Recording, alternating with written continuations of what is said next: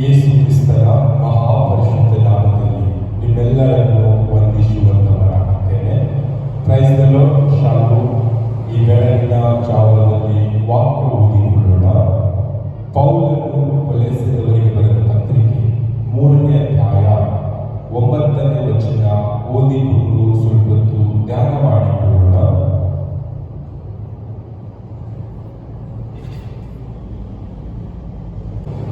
ಒಬ್ಬರಿಗೊಬ್ಬರು ಸುಳ್ಳಾಡಬೇಡಿ, ನೀವು ಪೂರ್ವ ಸ್ವಭಾವವನ್ನು ಅದರ ಕೃತ್ಯಗಳ ಕೂಡ ತೆಗೆದುಬಿಟ್ಟು ನೂತನ ಸ್ವಭಾವವನ್ನು ಧರಿಸಿಕೊಂಡಿದ್ದೀರಲ್ಲವೇ.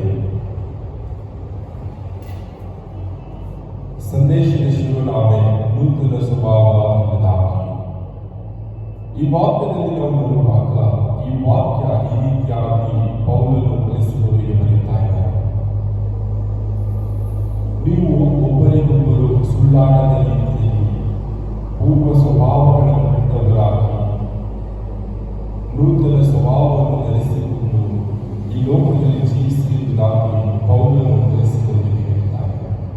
ಪ್ರೀತಿಯ ಸಹೋದರ ಸಹೋದರಿಯರೇ, ನಾವು ಈ ಒಂದು ದಿನದಲ್ಲಿ ಈ ಲೋಕದಲ್ಲಿ ಜೀವಿಸುವಾಗ ಯಾವ ರೀತಿಯಾಗಿ ಜೀವಿಸುತ್ತಾ ಇದ್ದೇವೆ? ನಮ್ಮಲ್ಲಿರ್ತಕ್ಕಂಥ ಪೂರ್ವ ಸ್ವಭಾವವನ್ನು, ಹಳೆಯ ಸಂಗತಿಗಳನ್ನು ಬಿಟ್ಟವರಾಗಿ ನಾವು ನೂತನ ಸ್ವಭಾವವನ್ನು ಧರಿಸಿಕೊಂಡು ಈ ಲೋಕದಲ್ಲಿ ಜೀವಿಸುತ್ತಾ ಇದ್ದೇವೆ. ನಮ್ಮ ಜೀವಿತದಲ್ಲಿ ನೂತನ ಸ್ವಭಾವ ಎಂಬುದಾಗಿ ನೋಡುವಾಗ ಯೇಸು ಕ್ರಿಸ್ತನನ್ನು ನಾವು ತಿಳಿದುಕೊಂಡಿದ್ದೇವೆ.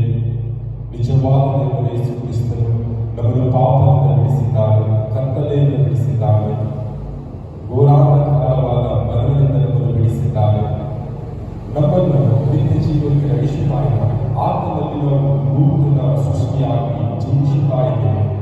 ನಮ್ಮ ಎಲ್ಲ ಅಪರಾಧಗಳನ್ನು, ಪಾಪಗಳನ್ನು ಮನ್ನಿಸಿ ಯೇಸು ಕ್ರಿಸ್ತನ ಶಿಲುಬೆ ಮರಣದ ಮೂಲಕ ಆತನ ರಕ್ತವನ್ನು ಸುರಿಸಿ ನಮ್ಮೆಲ್ಲ ಪಾಪಗಳನ್ನು ತೊಳೆದು ಮೂಢಗಳನ್ನು ಮೃತ್ಯುಂಜಯನಾಗಿ ಎತ್ತಿದ್ದಾನೆ. ನಾವು ಯೇಸು ಕ್ರಿಸ್ತನೊಂದಿಗೆ ಮತ್ತೆ ನಾವು ಜೀವಿಸುವಾಗ ನಮ್ಮ ಜೀವಿತ ನೂತನ ಸೃಷ್ಟಿಯಾಗಿದೆ.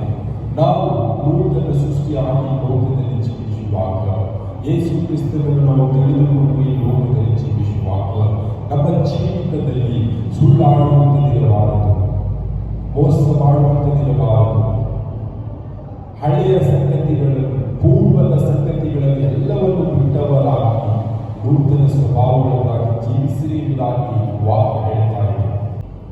ನಾವು ಯೇಸು ಕ್ರಿಸ್ತನನ್ನು ತಿಳಿದುಕೊಳ್ಳುವುದಕ್ಕಿಂತ ಮುಂಚಿನ ಜೀವಿತವನ್ನು ನೋಡುವಾಗ ಒಬ್ಬರನ್ನು ಮೋಸ ಮಾಡುವುದು, ವಂಚನೆ ಮಾಡುವುದು, ಸುಳ್ಳು ಹೇಳುವುದು, ಅನೇಕ ರೀತಿಯಾದಂಥ ಕೆಟ್ಟ ಕಾರ್ಯಗಳು ನಮ್ಮ ಜೀವಿತದಲ್ಲಿ.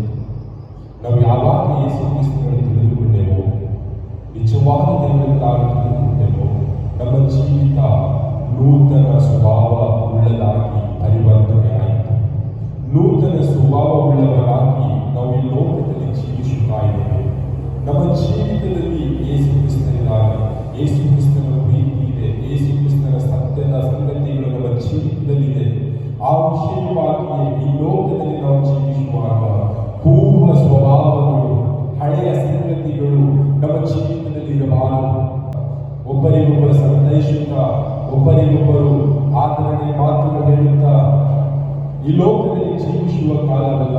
ನಮ್ಮ ಜೀವಿತದ ಮೂಲಕ ಹೊಸ ಸ್ವಭಾವಗಳು, ನೂತನ ಸ್ವಭಾವಗಳು, ಯೇಸು ಕ್ರಿಸ್ತನ ಪ್ರೀತಿ, ಯೇಸು ಕ್ರಿಸ್ತನ ಕರುಣೆ, ಯೇಸು ಕ್ರಿಸ್ತನ ದಯೆ, ಉಪಕಾರ ಈ ಲೋಕದ ಜನರ ಮುಂದೆ ನಾವು ಈ ರೀತಿಯಾಗಿ ಜೀವಿಸಬೇಕು. ನಮ್ಮ ಜೀವಿತದಲ್ಲಿ ಹಳೆಯ ಸಂಗತಿಗಳು, ಪೂರ್ವದ ಸ್ವಭಾವಗಳು ಇರುವುದಾದರೆ ಅವೆಲ್ಲವನ್ನು ನಾವು ತೆಗೆದು ಹಾಕಿದವರಾಗಿ ಒಬ್ಬರಿಗೊಬ್ಬರು ಸತ್ಯವನ್ನು ಆಡುತ್ತಾ, ಒಬ್ಬರಿಗೊಬ್ಬರು ಸಹಾಯ ಮಾಡುತ್ತಾ, ಒಬ್ಬರಿಗೊಬ್ಬರು ಕರುಣೆ ತೋರುತ್ತಾ, ಧೈರ್ಯ ತೋರುತ್ತಾ ಯೇಸು ಕ್ರಿಸ್ತನ ಪ್ರೀತಿಯಲ್ಲಿ ಈ ಲೋಕದಲ್ಲಿ ನಾವು ಜೀವಿಸುವಂತವರಾಗೋಣ. ಇನ್ನೊಂದು ವಾಕ್ಯದಲ್ಲಿ ನೋಡುವಾಗ ಎಫೆಸದವರಿಗೆ 4ನೇ ಅಧ್ಯಾಯ 25ನೇ ವಚನದಲ್ಲಿ ನೋಡುವಾಗ ಆ ವಾಕ್ಯ ಈ ರೀತಿಯಾಗಿ ಬರೆಯಲ್ಪಟ್ಟಿದೆ. ಆದ ಕಾರಣ ಸುಳ್ಳಾಡುವುದನ್ನು ಬಿಟ್ಟು ಬಿಟ್ಟು ಪ್ರತಿಯೊಬ್ಬನು ತನ್ನ ನೆರೆಯವನ ಸಂಗಡ ಸತ್ಯವನ್ನೇ ಆಡಲಿ, ಯಾಕೆಂದರೆ ನಾವು ಒಬ್ಬರಿಗೊಬ್ಬರು ಅಂಗಗಳಾಗಿದ್ದೇವಲ್ಲ. ಈ ವಾಕ್ಯದಲ್ಲಿ ನೋಡುವಾಗ ಪ್ರತಿಯೊಬ್ಬೊಬ್ಬರು ಸತ್ಯವನ್ನೇ ಆಡಲಿ, ಸುಳ್ಳಾಡುವುದನ್ನು ಬಿಟ್ಟು ಬಿಡಲಿ, ಯಾಕೆಂಬುದಾಗಿ ನೋಡುವಾಗ ನಾವೆಲ್ಲರೂ ಒಂದೇ ಅಂಗಗಳಾಗಿದ್ದೇವಲ್ಲ. ಯೇಸು ಕ್ರಿಸ್ತನಲ್ಲಿ ನಾವು ಸೇರಿ ಬರುವಾಗ ಯೇಸು ಕ್ರಿಸ್ತನನ್ನು ನಂಬುವಾಗ ಈ ಲೋಕದಲ್ಲಿರ್ತಕ್ಕಂಥ ಎಲ್ಲಾ ಮನುಷ್ಯರು ಒಂದೇ ಅಂಗಗಳಾಗಿದ್ದೇವೆ. ಆ ವಿಷಯವಾಗಿಯೇ ಒಬ್ಬರಿಗೊಬ್ಬರು ಸತ್ಯವನ್ನಾಡುತ್ತಾ ಒಬ್ಬರಿಗೊಬ್ಬರು ಸುಳ್ಳಾಡದೆ ಸಂತೋಷದಿಂದ, ಸಮಾಧಾನದಿಂದ, ಪ್ರೀತಿಯಿಂದ ಯೇಸು ಕ್ರಿಸ್ತನ ಕರುಣೆ, ದಯೆ, ಉಪಕಾರ ಹೊಂದಿಕೊಂಡವರಾಗಿ ಪ್ರತಿಯೊಬ್ಬರು ಸತ್ಯವನ್ನೇ ನುಡಿಯುತ್ತಾ ಈ ಲೋಕದಲ್ಲಿ ನಾವು ಜೀವಿಸುವಂತವರಾಗಿ ಈ ಒಂದು ದಿನದಲ್ಲಿ ಸುಂದರ ಸಮಯವಾಗಿದೆ. ವಾಕ್ಯದ ಮೂಲಕ ನಾವು ತಿಳಿದುಕೊಂಡಿದ್ದೇವೆ.